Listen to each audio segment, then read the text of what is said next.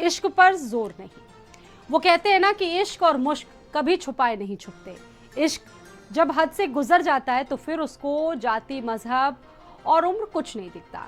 इश्क जब अपने पूरे ताव पर आता है तो वो हर सीमा लांघ जाता है। प्यार में इंसान इस कदर पागलपन की हदों को पार कर देता है कि उसको सही और गलत में कुछ फर्क नहीं दिखता। हम बात कर रहे हैं कुछ ऐसी घटनाओं की, कुछ ऐसी कहानियों की जो अलीगढ़ से सामने आई है। हर घर में एक माँ का सपना होता है कि वो अपनी बेटी को दुल्हन बनाए, उसको 16 श्रृंगार करके उसको अपने हाथों से सजाए, अपने दामाद को अपने बेटे की तरह मानकर अपनी बेटी को उसके साथ विदा कर दे। अलीगढ़ के मंडराक में भी यही पूरे परिवार ने सोचा था। 16 अप्रैल को लड़की की बारात आनी थी, बाकायदे तमाम तैयारियां चल रही थी और शादी से ठीक पहले ही सास अपने होने वाले दामाद के साथ फरार हो गई। लड़की की मां ने दामाद को अपने प्रेम पाश में फंसा लिया और दोनों ने मिलकर करीब लाखों की नकदी और कीमती जेवरात लेकर वो फरार हो गए। तो वहीं मेरठ की घटना का जिक्र तो हर कहीं हो रहा है। मेरठ के सौरभ हत्याकांड का खुलासा होने के बाद देश भर में पतियों को धमकाने वाली खबरें बहुत आम हो गई है। इस तरह एक मामला उत्तर प्रदेश के बांदा से निकलकर सामने आया। यहां एक महिला ने अपने शरीर पर अपने आशिक का नाम टैटू करवा लिया। जब उसके पति ने आपत्ति की तो उसके 30 टुकड़े करके ड्रम में भरने की धमकी दी। इतना ही नहीं, आरोपी महिला अब अपने पति पर जमीन जायदाद बेचकर रुपए देने का दबाव बना रही है। अब ये घटनाएं जिस तरह से हमारे समाज में घट रही है, इनका निष्कर्ष क्या निकलता है? लेकिन सवाल ये है कि ये घटनाएं सुनने में भले ही आपको अटपटी लग रही हो, अजीब लग रही हो, अजीबोगरीब लग रही हो, घटना का कोई एंगल ना दिख रहा हो, लेकिन चर्चाएं तो चल रही हैं समाज में कि आखिरकार हमारा जो सामाजिक दृष्टिकोण है वो क्यों बदलता जा रहा है। और ये जो घटनाएं घट रही हैं, क्या ये माना जाए कि नैतिक पतन की सबसे बड़ी चीजें ये वजह है? मामला ये हुआ है सर, 3-4 महीने से उनकी कॉल चल रही थी। किसकी कॉल रही थी? राहुल की और मेरी माँ की ठीक। कॉल चल रही थी। उससे तो हमें कोई मतलब है नहीं। अब 3.5 लाख रुपए थे हमारे अलमारी में, 3.5 लाख रुपए और 5 लाख का था जेवर सब। वो लेके उस लड़के ने जो जो बोला है ना, सब उसने किया है।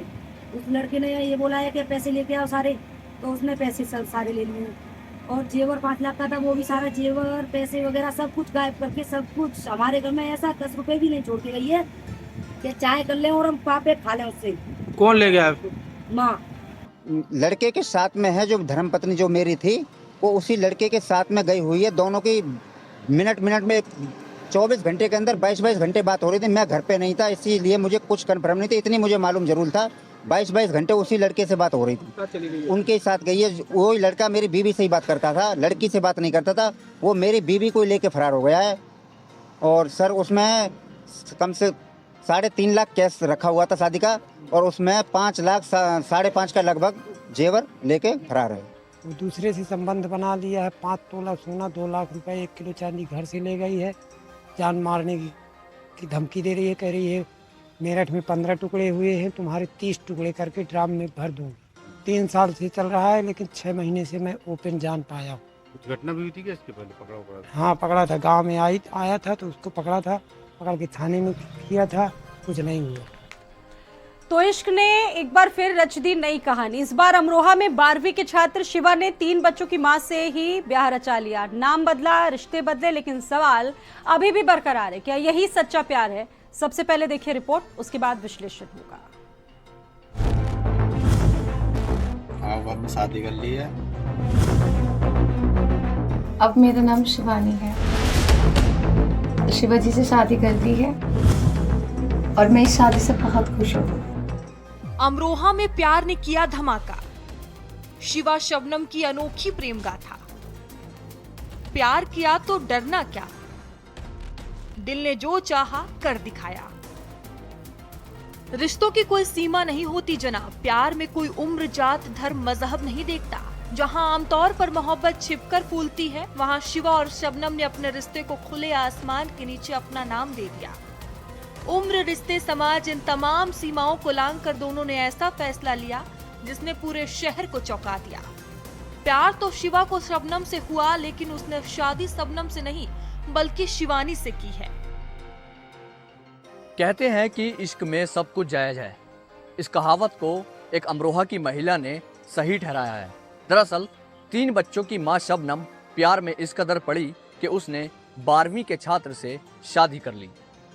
अपने तीनों बेटियों को छोड़कर वह उस 12वीं के छात्र के साथ रहने लगी है और पति को भी तलाक दे दिया है। यह महिला मुस्लिम धर्म की है और जो युवक है वह हिंदू धर्म का है। हिंदू छात्र शिवा के साथ शादी करने के बाद शबनम अब शिवानी बन गई है। फिलहाल 3 बेटियों को छोड़कर शबनम जिस तरीके से प्यार में पड़ी है, यह मामला चर्चा का विषय बना हुआ है। कैमरा सहयोगी रजत के साथ प्रबल प्रभाकर, भारत समाचार, अमरोहा। पैगाम में मोहब्बत का आगाज एक स्कूल कॉरिडोर से शुरू हुआ, जहां 12वीं में पढ़ने वाला शिवा रोज शबनम को पड़ोस में आते जाते देखता था। वक्त के साथ उनकी मुलाकातें बातचीत में बदली और फिर दिलों ने वो कह दिया जो जुबां कहने से डरती थी। शिवा के लिए सिर्फ मोहब्बत नहीं, एक जिम्मेदारी का एहसास भी था। लव मैरिज काफ़ी टाइम पहले से बात चल रही, 6-7 महीने से। अच्छा तो उसके ऊपर रही थी। अच्छा। हाँ, अब हमने शादी कर ली है और कोई दिक्कत नहीं है और किसी को और को भी कोई दिक्कत नहीं होनी चाहिए। अब क्या चाहते हैं आप?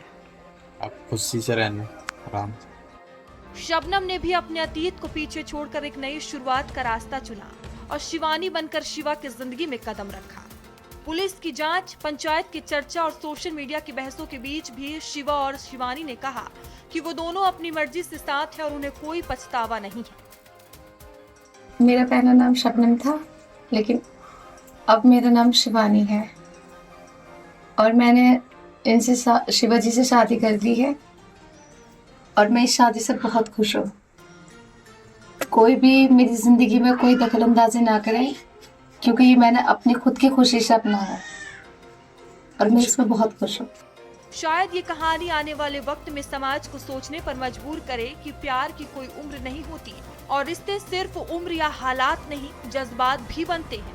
शिवा और शिवानी ने जो रास्ता चुना वो कांटों से भरा जरूर है, लेकिन उनका ये यकीन कहता है कि ये रास्ता उन्हें उनकी मंजिल तक जरूर ले जाएगा। ब्यूरो रिपोर्ट, भारत समाचार। और ये जो घटनाएं लगातार बढ़ रही है, इनके पीछे आखिरकार क्या वजह है और नैतिक पतन जो लोगों में इस वक्त सबसे ज्यादा हो रहा है, इसके पीछे रीजन क्या है, इस पर विश्लेषण करेंगे। हमारे साथ खास मेहमान जुड़ चुके हैं। डॉक्टर अर्चना शुक्ला जी हमारे साथ मौजूद हैं, साइकाइट्रिस्ट, बहुत स्वागत है। और प्रमोद कुमार जी इस वक्त हमारे साथ मौजूद हैं, सुप्रीम कोर्ट से अधिवक्ता। आप दोनों का ही बहुत स्वागत है। शुरुआत में करूंगी अर्चना शुक्ला जी, ये जो घटनाएं आप देख रही हैं, आज अमरोहा की घटना देख लीजिए, अलीगढ़ की घटना देख लीजिए। अमरोहा में आपको बता दें कि एक महिला ने अपने प्रेमी के साथ शादी कर ली। बताया जा रहा है कि ये महिला, जिसकी पहले ही 2 शादियां हो चुकी थी, 3 बच्चों की माँ थी और 12वीं के छात्र से इसको इश्क हो गया, उसने शादी कर ली। दूसरी बड़ी घटना एक ये आई अलीगढ़ से निकलकर, जहां पर एक माँ जिसकी बेटी की शादी होने वाली थी 15 दिन, अपने दामाद के साथ ही फरार हो ली। ऐसी घटनाओं पर क्या कहती है साइकोलॉजी? देखिए मैम, मेरी आवाज आ रही है? जी जी आ रही है। जी जी। सबसे पहले तो थैंक यू सो मच मुझको इस इम्पोर्टेंट डिस्कशन में इंक्लूड करने के लिए। रही बात जो आपने प्रश्न किया है, वो मैं इसको इस संदर्भ में कहूंगी। देखिए, नैतिकता का पतन तो डेफिनेटली 100% है, लेकिन अगर इसकी रूट्स में जाया जाए और वजह में जाया जाए तो मैं एक मनोवैज्ञानिक दृष्टिकोण से ये कहूंगी कि कहीं ना कहीं पेरेंटिंग का बहुत बहुत बड़ा रोल है। अब जो परवरिश बच्चों की हो रही है, या जो एक जनरेशन पहले, या जो अभी आपने नाम लिए जिन लोगों की, तो अक्सर पेरेंट्स के अंदर ये एक बड़ा वो है कि हम बड़ा फ्रेंडली टाइप का और बहुत ही ओपन पेरेंटिंग करें, और बच्चों में वो जो कुछ चीज़ों के डूज एंड डोंट्स हैं, जो हमारे कल्चर हैं, जो हमारे नॉर्म्स हैं, जो हमारी वैल्यूज़ हैं, उन चीज़ों को हम सब चीज़ को के ऊपर जा करके एक बहुत ही फ्रेंडली और बहुत ही खुलापन बच्चों को दे रहे हैं। और अक्सर पेरेंट्स इस बात को बड़ी खुशी से हम लोग की काउंसलिंग के सेशंस में कहते हैं कि मैं अपने बच्चे का दोस्त हूँ। बिल्कुल अच्छी बात है, दोस्ती वहां तक अच्छी है जहां हम बच्चों की बात को सुन सकें और समझ सकें। लेकिन मुझे लगता है जो पुराने नियम बनाए गए थे, तौर तरीके परिवार में, समाज में रहने के, कहीं ना कहीं उनके अस्तित्व आज भी है और उनकी इम्पोर्टेंस आज भी है। मतलब एक तो ये एस्पेक्ट है पेरेंटिंग का। जी जी। दूसरी जो इसी आपके अभी जो आपने डिस्कशन किया, उससे एक और बात जुड़ी हुई है, मैरिज की जो परिभाषा है वो पिछले कुछ सालों में बिल्कुल ही चेंज हो गई है। अब लोग जैसे एक जनरेशन पहले जाइए तो मैरिज को लोग कमिटमेंट, रिस्पॉन्सिबिलिटी, अटैचमेंट, अफेक्शन ऐसे शब्दों में एक्सप्लेन करते थे। अब के जो जनरेशन के लोग हैं वो मैरिज को रोमांस, हैविंग फन, मतलब कुछ इस तरीके से उसको एक्सप्रेस करते हैं कि अगर चल रहा है तो अच्छी बात है, नहीं चल रहा है तो हमारे पास बहुत सारे ऑप्शंस हैं। तो कहीं ये जो खुली सोच है और जो ऑप्शंस की सोच है वो दिमाग पे डालती है कि हम किसी चीज से बंधे नहीं हुए हैं, हम जब जहाँ चाहें वैसे हमारे पास ऑप्शंस अवेलेबल हैं।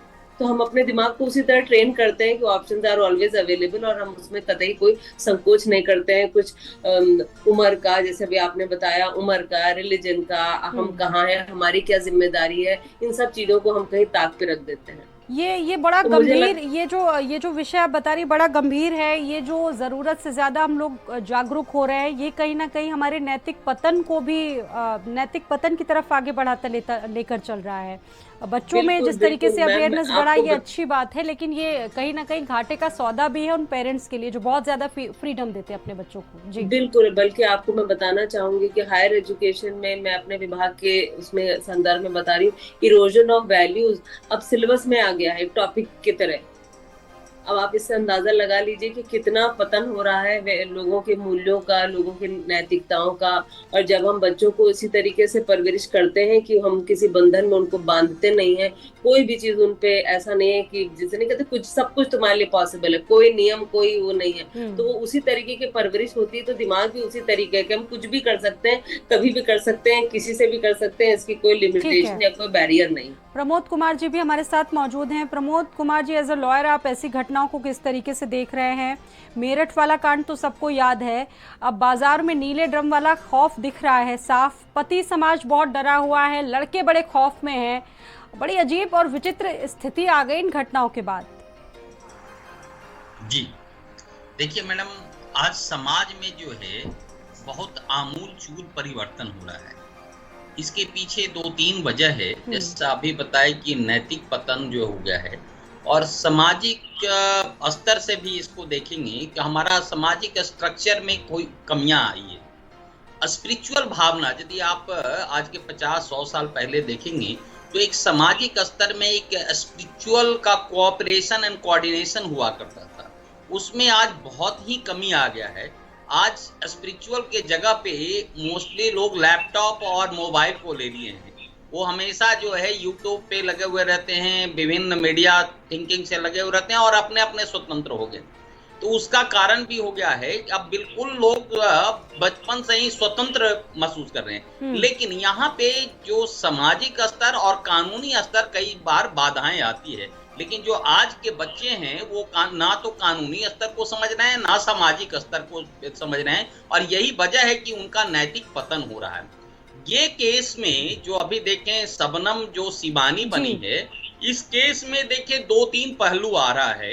एक तो लड़की जो शबनम है उसको पहले से शादी है मुस्लिम कम्युनिटी में ही, और उसकी 3 लड़कियां हैं, उम्र करीब 30 साल है। इसके बावजूद भी वो अपने पति और बच्चों को छोड़ करके एक नाबालिग लड़के से शादी कर रही है। जबकि आप देखिएगा कि जो स्पेशल मैरिज एक्ट है और हिंदू मैरिज एक्ट है या मुसलमान जो एक्ट है इसमें बना हुआ है, उसमें जो एक मैरिज का जो एज बना हुआ है वो लड़की के लिए 18 साल है मिनिमम और लड़के के लिए 21 साल का है। इस केस में शिवानी का उम्र तो ठीक है, करीब 30 साल हो रहा है, बच्चे की माँ भी है, और लड़का जो है वो नाबालिग है, उसका 21 साल से करीब 3 साल उम्र कम है, ये करीब 17 साल का है।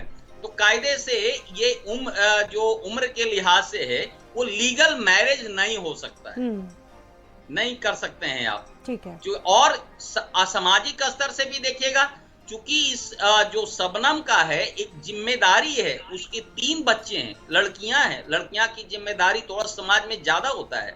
आप पति को मतलब छोड़ करके बच्चों को उनके यहाँ छोड़ देते हैं, तो एक जो बच्चियां हैं उनको आप समझिए कि सामाजिक सुरक्षा मिल रहा है, प्लस उसकी बिल्कुल इन बच्चों का आप सोचिए कि एक नाबालिग लड़के से शादी की, और उन बच्चों का क्या भविष्य होगा। महिला के पहले से ही 3 बच्चे हैं, ये घटनाएं जिस तरीके से बढ़ती जा रही हैं क्या है, क्योंकि अब चूंकि पहले से ज़्यादा जो हमारी न्यायपालिका है, न्याय व्यवस्था बहुत फ्लेक्सिबल हो गई है। मैंने जिक्र किया कि अवेयरनेस लोगों में बढ़ गई है, जागरूकता बढ़ने के बावजूद अगर इस तरह की घटनाएं घट रही हैं तो ये जो सामाजिक दृष्टिकोण है आपको लग रहा है कि वो बहुत ज़्यादा बदल रहा है, इसकी वजह से ऐसी घटनाएं हैं। अब कैसे बचाव किया जाए? देखिए, बचाव का तो केवल एक ही है इसका कि आपको सामाजिक स्तर से और वैचारिक स्तर से उच्च होना होगा।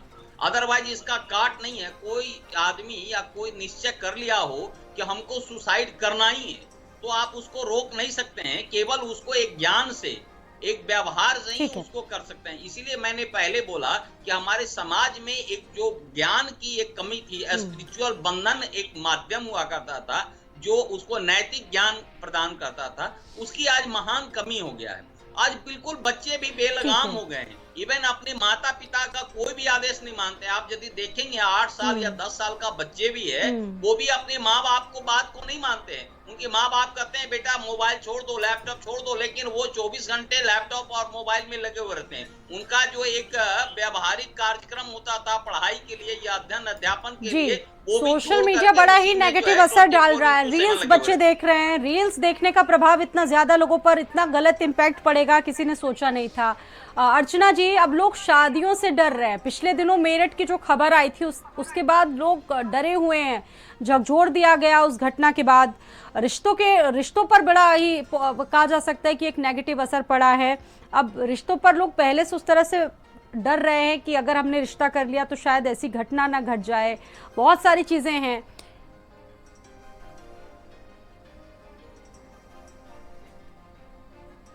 अर्चना जी। जी मैम, आवाज आ रही है? जी। मैम देखिए, जब चीजों को लेकर के उसके जो रिजल्ट होते हैं वो मन मुताबिक नहीं होते हैं तो हम और ऑप्शंस ढूंढते हैं। जैसा मैंने पहले भी कहा था कि मैरिज की तो परिभाषा ही बदल गई है और लोग इससे इतने इनसिक्योर हो गए हैं कि लोगों को लगता है मैरिज माने एक बर्डन है। जब हम रिश्तों को ढोएंगे, हमारी बने ना बने, कल को हमारे रिश्ते चले ना चले, तो सबसे बेस्ट तरीका है वो चाहे लिव इन ले लीजिए, चाहे और तरह तरीके की रिलेशनशिप चल रही है, पर्पस सारा सॉल्व हो रहा है, फिर बहुत सारी जिम्मेदारी लेने की क्या आवश्यकता है। ये नई जनरेशन की वो है। और मैंने पहले भी ये बात कही कि ऑप्शन जरूरत से ज्यादा हैं और व्यक्ति चाहता है कि जब मेरे पास ऑप्शन बहुत ज्यादा है तो हम उनको एक्सप्लोर करें, ना कि हम कोई एक रिश्ते में बंद करके रहें और मे बी ट्रॉमेटाइज रहें। तो यही परिभाषा है। और जैसा मैंने पहले भी कहा था, ये सारी चीजें एक दिन में नहीं आती हैं। जिन महिलाओं का आपने जिक्र किया या जो आपने इंसिडेंट्स बताए, यकीन मानिए जिन्होंने भी उनको किया है उन्होंने रात में सोच के सुबह इसको नहीं किया है। ये थ्रू इयर्स थ्रू वो वैसी सोच बनी है, उस तरीके का उस व्यक्ति का व्यक्तित्व बना है, तब जाके उसने निर्णय लिया है। आप खुद सोच के देखिए, किसी को काट करके ड्रम में और इस तरीके की घटना करना, इसके लिए बड़ा जिगरा चाहिए, बड़ा अंदर से नहीं, जैसे कहते हैं एक अजीब तरीके का कॉन्फिडेंस चाहिए। तो ओवरनाइट नहीं होता है, ये पर्सनैलिटीज बनती चली जाती हैं और तब जाके लोग इस तरीके का डेयरिंग काम करते हैं। तो again back to pavilion, parenting. Parents का रोल बहुत इंपॉर्टेंट है। पेरेंट्स रोल मॉडल हैं, वो जो कर रहे हैं बच्चे वो देख रहे हैं। अक्सर हम लोग के पास जो केसेस आते हैं आपस में, मतलब सोचिए ब्यूरोक्रेट्स भी हो सकते हैं, पर आपस में मारपीट, आपस में इस तरह की घटनाएं, तो बच्चे जब देखते हैं कि शादी का ये हश्र है तो फिर क्या जरूरत है शादी करने की। बिल्कुल, चूंकि घरेलू हिंसा के मामले भी लगातार बढ़ते जा रहे हैं। और आपने कोविड में सुना होगा, अगर आपको अभी मतलब मीडिया ने तो बहुत रिफ्लेक्ट किया था कि कोविड में कितना गुना डोमेस्टिक वायलेंस बढ़ गया।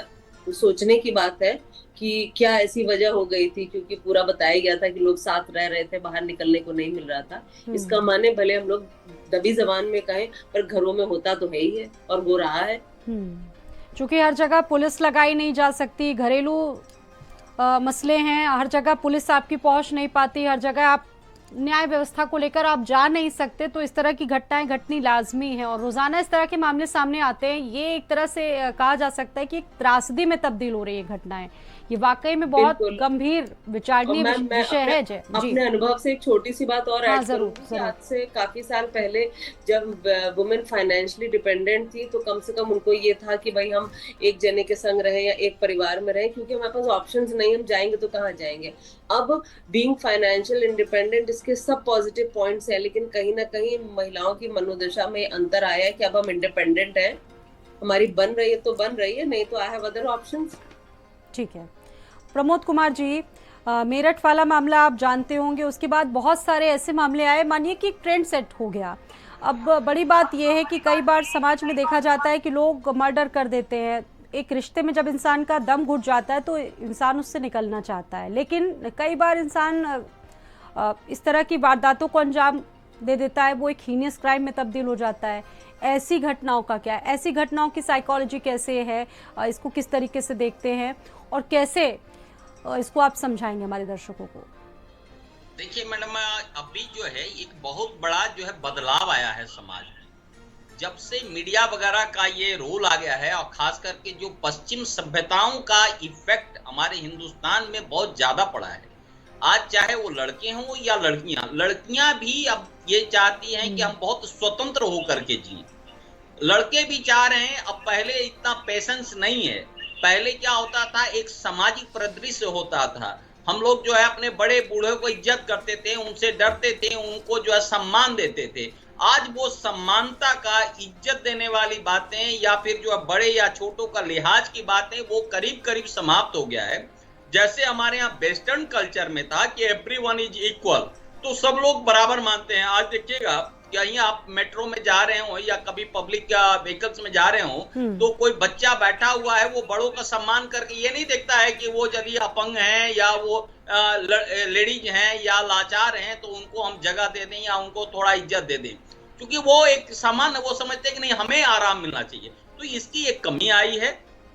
लेकिन आप जो देखें कि मेरठ वाली घटना ऐसे पहले भी हुआ करता था, ये थोड़ा सा अब चूंकि लोग यूट्यूब वगैरह का जमाना आ गया है, लोग अब सीखते हैं, कुछ करने के पहले वो प्लानिंग बनाते हैं, वो सीखते हैं कि और कैसे कैसे हम विधि अपना सकते हैं जिससे हम कानून में से हम पति और पत्नी के रिश्ते सबसे ज्यादा टूट रहे हैं, तलाक हो रहे हैं, लोग एक दूसरे को मार दे रहे हैं, खूनी कहा जा सकता है कि खूनी एक तरह से खून उन पर सवार हो जा रहा है। ऐसी घटनाओं को आप क्या किस तरह से देखते हैं? मॉडर्न एज में क्या है, अभी मॉडर्न में क्या है, सबको एक मोबाइल चाहिए, सबको एक जो है एक समझिए इंटरनेट की सुविधा चाहिए। अब लोग फ्री हैं, उससे लोग सीख रहे हैं, सीख करके ये सोचते हैं कि हमें स्वतंत्र चाहिए, मुझे ऐसो आराम चाहिए, भले हमें मेहनत करना हो ना करना हो। उसके लिए वो बहुत ही सरल उपाय खोजते हैं कि हम सरल तरीके से कैसे पैसे का उपार्जन करें। आप देखिए कि मैट्रिमोनियल जो घरेलू हिंसा का केसेस मैक्सिमम हो रहा है, उसमें भी ये होता है कि कैसे आसानी से हम पैसे का जो है कैसे हम बना सकते हैं, या किसी में इतना नहीं है कि हम उस सामाजिक मर्यादा को और कंटिन्यू करें या पेशेंस है। देखिए सामाजिक स्तर में पेशेंस जरूरी है, लेकिन इसको हम समाज के रूप में या कानूनी रूप से हम पेशेंस की कभी पढ़ाई नहीं किया गया। आज जो आध्यात्मिक पढ़ाई की जो कमी हो गई है, उसके कारण बच्चों में एक बहुत बड़ा गैप हो गया है, कानूनी गैप भी हो गया। मैं समझता हूं कि उसकी जरूरत है। आज जब तक आप उनको आध्यात्मिक ज्ञान नहीं देते हैं, मोरल एजुकेशन आप नहीं देते हैं, आज स्कूलों में मोरल एजुकेशन नहीं दिया जा रहा है। मोरल बहुत जरूरी है। आज मोरल एजुकेशन में अभी कल परसों की बात है कि माननीय सर्वोच्च न्यायालय ने उन्होंने कहा कि देखो जी, हमारा काम मोरल आपको एजुकेशन देने का नहीं है। एक एडवोकेट कुछ आर्गू कर रहे थे, उन्होंने कहा कि मेरा काम मोरल नहीं है। ठीक है, माननीय सर्वोच्च न्यायालय का काम न्याय देने का है, लेकिन एक सामाजिक परिदृश्य बनाने के लिए, उसका जो है एक हमारा समाज उन्नत कैसे हो, उसके लिए एक मोरल वैल्यू, मोरल एजुकेशन भी जरूरी है। और यही वजह था कि पहले के गार्जियन लोग मंदिर, मस्जिद, गुरुद्वारा ये सब में जाते थे, वहां पर उनको भले किताबी नहीं होता था लेकिन मोरल वैल्यू पता आप लोगों को लगता है अर्चना जी फिल्में और सोशल मीडिया बहुत हद तक इसका जिम्मेदार है? अब बड़ी बात ये घटनाएं लगातार घट रही, जिम्मेदारी कौन लेगा? क्योंकि स्पिरिचुअलिटी भी हम लोग उससे भी धीरे धीरे डिस्कनेक्ट होते जा रहे हैं, भावनाएं नहीं बची हैं, सुरक्षा नहीं हमारे अंदर बची है, बहुत सारी विश्वास की निरंतर कमी होती जा रही है। लखनऊ का ही एक देखिए बड़ा अजीब मामला सामने आया जिसमें नई नई शादी हुई, उसमें ये कहा गया पत्नी के द्वारा अपने पति से कि तुम तो आत्महत्या भी नहीं कर सकते, ये बात कही गई और उसके बाद पति इतना आहत हुआ कि उसने आत्महत्या कर ली। अर्चना जी, मैम जिम्मेदारी कौन लेगा, ये तो आपने बड़ा मुश्किल प्रश्न पूछा है, क्योंकि ये एक ऐसी इस समय जो फेज चल रहा है, जिम्मेदारी तो कोई भी कहेगा हम नहीं लेंगे, लेकिन अगर आप अकाउंटेबिलिटी समझे तो जिम्मेदारी सबकी है। वो पेरेंटिंग की है, वो टीचिंग की है, वो क्या कहते हैं रोल मॉडल्स की है, वो चाहे फिल्म के हों, बॉलीवुड के हों, हॉलीवुड के हों, हम क्या मीडिया देख रहे हैं, नेटफ्लिक्स पे हम कौन सी मूवीज देख रहे हैं, किसी भी चैनल पर जो आजकल ओटीटी के अलग अलग प्लेटफॉर्म्स हैं, तो हम क्या क्या देख रहे हैं, जाहिर बात है हम उनको अपने जीवन में आत्मसात करते हैं। तो जिम्मेदारी तो बहुत बहुत सारे लोगों की है, और कुल मिला करके जो रिजल्ट निकल रहा है वो आपने जो अभी घटनाएं बताई उसी से निकल रहा है। लेकिन फिर भी मैं ये कहूंगी कि ऐसा कह के हम बच नहीं सकते और ना हाथ पे हाथ रख के बैठ सकते हैं। हम फिर भी ये कहना चाहेंगे कि हम अपनी जनरेशन को as parents, as guardians, as teachers जिम्मेदारी का एहसास दिलाएं। कम से कम बच्चे को सही गलत, जो कि अभी सर ने बोला, बिल्कुल सही बोला कि बच्चों में वो बात नहीं है कि वो पेरेंट्स की बात सुने वो और उस हिसाब से उनके बताए गए निर्देशों का पालन करें। सब कुछ होने के बावजूद भी हम एज पेरेंट्स, हमारी जिम्मेदारी बनती है कि हम सही गलत कम से कम, साइकोलॉजी भी यही कहती है कि हम प्रॉज एंड कॉन्स हमेशा ये सामाजिक ताना बाना टूट क्यों रहा है, इस पर ये विश्लेषण था। बहुत धन्यवाद डॉक्टर अर्चना जी और साथ ही साथ प्रमोद जी हमारे साथ जुड़ने के लिए, बातचीत करने के लिए। ऐसी घटनाएं लगातार बढ़ रही हैं, ये घटनाएं कितना लाभ ला रही हैं हमारे समाज के लिए और कितना नेगेटिव इम्पैक्ट इनका पड़ रहा है। इन घटनाओं के बाद हमारे सामाजिक दृष्टिकोण में ये सोचने वाला पहलू ज़रूर है। फिलहाल ये जो घटनाएं घटित हुई हैं ये वाकई में बहुत ही अजीबोगरीब है।